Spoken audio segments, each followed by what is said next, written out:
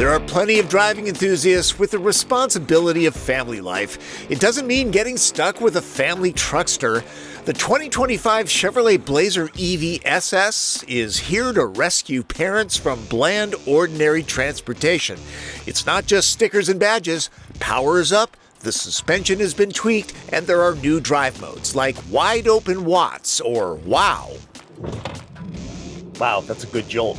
The fact that GM is hosting automotive writers at the new 10/10ths Motor Club, part of Charlotte Motor Speedway, is a good sign. First of all, let's set some expectations. The General Motors engineers on hand say, yes, this is a high-performance vehicle, but it's not intended to be a track monster. It's about everyday fun. So if you live in an area with twisty, turny roads, this could be a lot of fun. Pricing is $52,500 with the performance package and destination before any tax incentives. Another EV maker might want to shy away from these letters, but they're legend at Chevy, reaching back to the early 1960s, starting with Impala. Over 6 decades, performance expectations have changed. Straight-line performance isn't enough. European brands taught us that curves and braking are important too. Now there are EVs, a whole new world. Soul-shaking V8 engine notes are out, stealthy instant torque and low center of gravities are in. SS gets some cosmetic changes. One of the first things you'll notice is the fascia. In the case of the SS, this is unique. Everything south of the light bar is unique to the SS. Gives it a little bit of a wider and more aggressive persona and kind of sets it apart from the remainder of the lineup. 22-inch wheels here. These that are being shown are unique for SS. It has the SS branding, of course, on it as well. The rockers here are unique for the SS. And then as you make your way to the rear of the vehicle, you'll notice the execution of the taillights are in a clear lens. That sets it apart from the red lens execution on the lower trim models. We think it adds a nice bit of flair to the SS. And then to kind of close things out, you have a lower fascia here that is unique for the SS, so that diffuser treatment is different than what you'll find on the RS and LT models. Buying a Blazer EV can be confusing. It's available in front drive, rear drive, and all-wheel drive configurations. The SS is the most powerful Blazer EV Chevy offers. The dual-motor all-wheel drive delivers up to 615 horsepower and 650 pound-feet of torque, slotting in between Porsche Taycan 4S and GTS. The motor in back? This is the primary motor of the SS Blazer. It is a 250 kilowatt permanent magnet motor. We've got the integrated power module here with silicon carbide in order to improve switching losses to maximize the range. Also, the motor itself has segmented motor magnets, which allow for heat dissipation and reduction of eddy current losses for us to, again, make sure that we get the maximum power output and also for a range enabler. It's very, very low to the floor, so this is onto the rear axle. It's an open diff. Up front, this is 180 kilowatt compared to the 250 in the back. The motor is still permanent magnet. It's a scaled version of the rear. It's about 40 millimeters shorter. Like most EVs, the transmission is single speed. One-pedal driving drag is adjustable, and there's the GM toggle switch that adds more, something that I appreciate. Drive modes adjust throttle response and steering weight.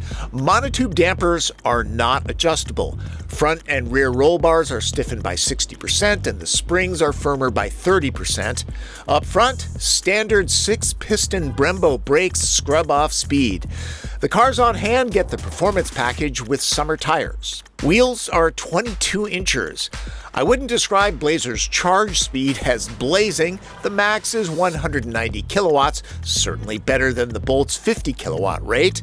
The larger lithium-ion pack is rated at 102 kilowatt hours. Range is EPA rated at 303 miles. SS isn't penalized much by the extra scoot, like, say, Hyundai Ioniq 5N. Blazer EV SS is not small, about the same size as sisters Acura ZDX and Cadillac Lyriq, and at 5,700 pounds, no featherweights. That's an issue with all EVs. Let's get right to the fun stuff and point the SS towards the track. Hey, Alex. Hi.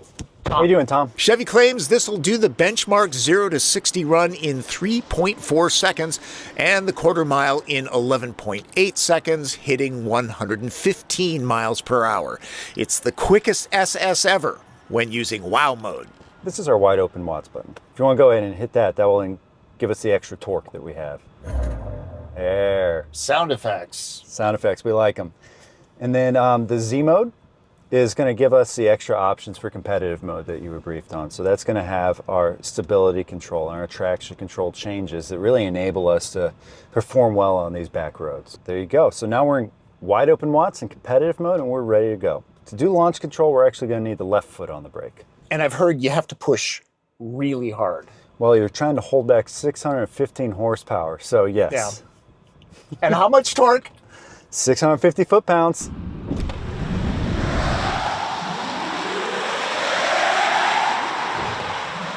Wow, that's a good jolt. It sure is. And 60, and wow, okay. 3.3, not so bad. Yeah, and that's what electric cars are good for. Sure is. Yeah, that kind of speed is fun.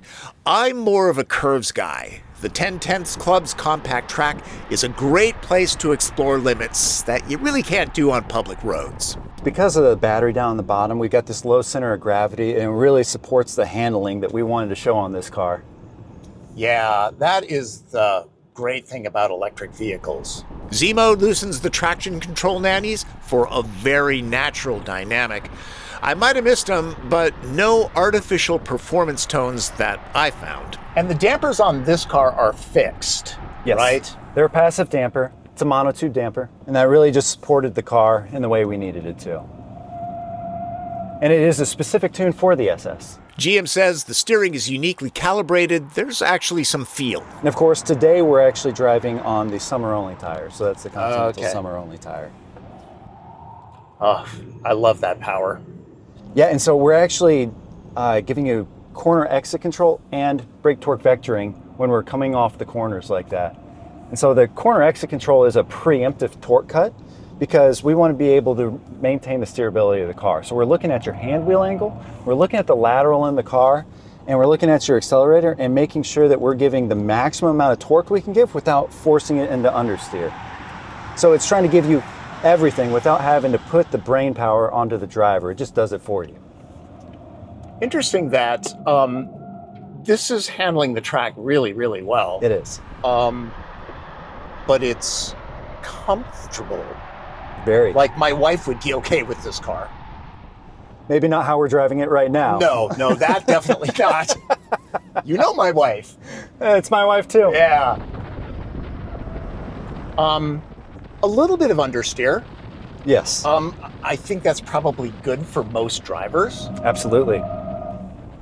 And as you push it more and more, you're going to notice that. And this is a car that's super comfortable, just right beneath that ultimate limit. And it's at that point where it just, to me, feels like it eggs you on. It's asking for more. This is a blast, but really, few owners will track this car. The everyday experience is most important. We get a good couple hours on civilian roads. The stiffer sport suspension is fun for the driver, comfortable for the family, much more impressive than Tesla Model Y. They always have us pair up with people. I get to drive with Tedward today. Hi, guys. Here's our stream of consciousness take on Blazer EV SS in real-world conditions. We've covered that this is a pretty comfortable car, good for road tripping. It's also pretty darn quiet. Yeah, road noise and insulation is pretty decent, and NVH and EVs is always a tricky thing because you don't have any engine to cover up some of the little sounds. Yeah. So, you know, this is where a good old-fashioned long-term test can do us some good, where you can find out what happens over 30, 40, 50,000 miles. There are going to be dash rattles and things like that, but so far, so good. So far, this is a really quiet interior in terms of actual build quality, but also, I'm not getting a whole lot of wind noise at 50, 60 miles an hour out here. Range. General Motors says this is, rated at 303 miles? That's the number. Was not going to happen yesterday on the track. Not a chance. No. But doing this, the math here, it looks like at, 45, 50 miles an hour average. What's the ambient temperature? 70 degrees today. Today, honestly, we're in like those ideal conditions where this cannot be faulted. We're not gonna trick the car. Yeah. It looks like we're going to get around 300 miles. Not bad. And that's the magic number, right? People need 300 miles. People think they need 400 or 500. You don't need it. The problem is you end up sacrificing weight for all that range. And this is Yeah. already a fairly large battery pack at something like 102 kilowatt hours, I think. So it's larger than the other variants of the Blazer EV. But, you know, if you want that 400 or 500 miles of range, that's when you start adding tons of battery, because there's no magic here. We have not physically figured out how to make these like 7, 8, 9, 10 miles per kilowatt cars. They don't exist yet. I mean, Lucid's doing maybe 5, and that's great. If you're not used to EVs, you'll quickly find out that 300 miles is really pretty good. Most people aren't traveling that far on a day-to-day basis, and if you're Right. able to do your home charging and actually get realistic about how you're using a vehicle, that's all you need. Okay, so I'm doing one pedal braking for this Ultima that's in front of us. We're watching the level of dangerous kindness that occurs in beautiful North Carolina. One pedal driving works really well. I have it on the most aggressive regen. They had us do acceleration at the track, but the one thing that I actually forgot to do was emergency braking, and this thing has giant brakes. Let's see what happens. Okay. Stops right now. Very controlled. Hope I didn't surprise you there. No, you're good. It feels over-braked. I don't know what that means for repeated stops. It's a heavy vehicle. It is a heavy vehicle. But you're not going to feel like, oh no, they gave it all this power, and then you can't bring it back down. So, you know, they gave us the confidence in the brakes. And let's make one thing very clear. This is not a Hyundai Ioniq 5N. That is much more athletic. But in the real world, this would serve a family pretty well. It's a very reasonable sized vehicle. This is the size vehicle that I think we should be focusing on more in the regular market. I mean, I still would like to champion a nice sedan, but those days are maybe a little long gone, and it'll be another generation before those come back, if ever. We've got to talk about Super Cruise. That's standard.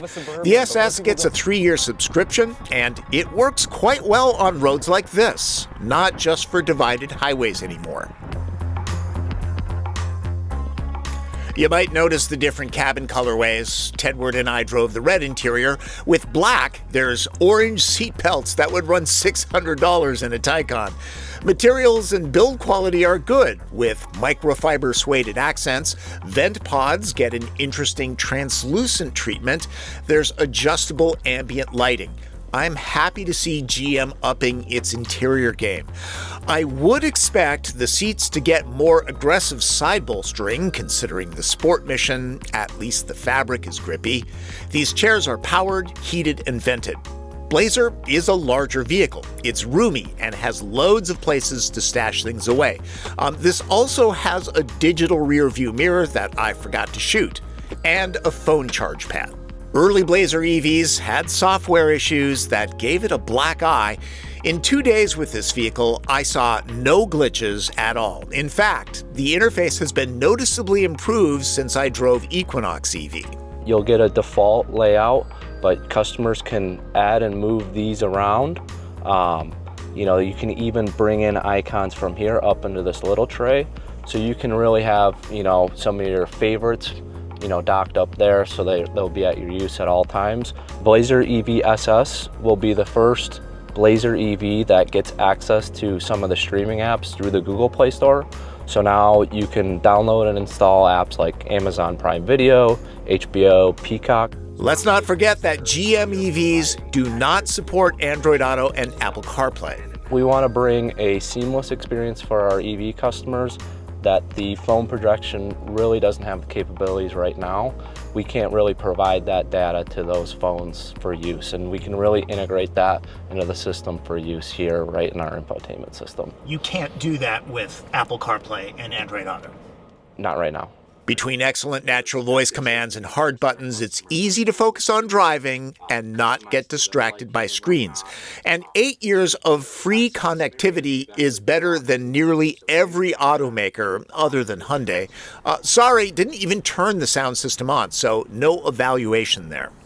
Blazer EV is not a small vehicle. I'm 5'9", and sitting behind myself, I have a lot of space back here. Headroom, that much. Knee, leg, and foot room, very generous. The cushions are high and long enough for very good thigh support. Door openings are on the average side. It's easy to get in and out. Pockets in the doors? Yes. Pocket on the driver's seat back? No. Adjustable vents? Yes. Separate climate zone? No. Charging for phones and heated seats back here. That's nice. The floor is electric vehicle flat because, hey, this is an electric vehicle. If you want cup holders, this needs to be flipped down. You know, kind of standard. The bench is wide enough so 3 average-sized adults can actually be comfortable back here. So not only is Blazer EV SS a lot of fun, it's practical. Blazer EV SS does not get front storage, and generally that doesn't bother me. GM often carves out more room in the cabin. But not here. No room for a purse or backpack between the front seats, like Lyriq has. I'm at a raceway, not a Costco. Unfortunately, there will be no TP trunk test this time, but hey, we can take a look at the cargo hold. Here are the basics. There's a good amount of room underneath the load floor, the portable charge cord, and a good divot to store stuff. But there is no spare tire. Pretty common these days, actually. No remote releases either, but it is easy to drop the seats. Seats up, there's nearly 26 cubic feet of storage, a couple less than Lyriq, that scored 8 packs in my TP trunk test. In max cargo mode, Blazer takes on close to 60 cubic feet of stuff. I'll point out that there's no power port back here, and the lack of bag hooks just molded into the plastic is a swing not even taken. Blazer EV SS hits a sweet spot. It does double duty. Ring it out on a winding country road, then pick the kids up at school. Everyone's happy. Quick story. I was at an event. This guy recognized me, and he was talking about he bought his new car, a Porsche GT3 911. And you could tell he wasn't really all that thrilled with it. And I asked him about it, and he said, "It's so uncomfortable, but I wanted the best Porsche." And it was like, dude, no, the best Porsche is the best Porsche for you.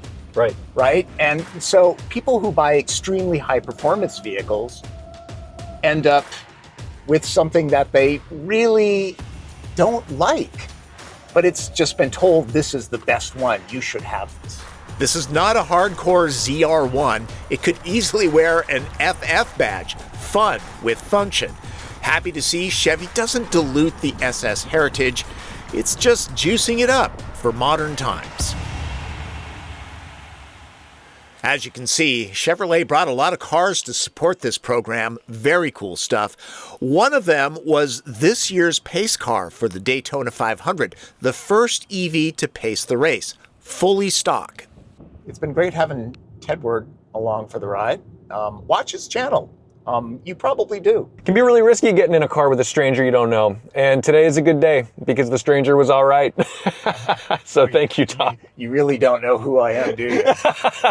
I need to tell you, General Motors brought me to Charlotte, North Carolina, fed me and housed me, but it's important to me to give you accurate information, okay? These programs give me the opportunity to talk to engineers and designers. Got it? Good. Hope you got something out of my look at the Chevrolet Blazer EV SS. And a reminder, electric vehicles can actually work better for some people than gas-powered cars. You don't have to go to the gas station. You don't have to get your brakes changed as much. No oil changes. You just need to know your needs, all right? Thanks for watching. Remember, subscribe to the channel, click notifications, follow me on social media. I'm on all the major platforms. And if you have a question, leave it in the comments. That's Driven. I'm Tom Volk.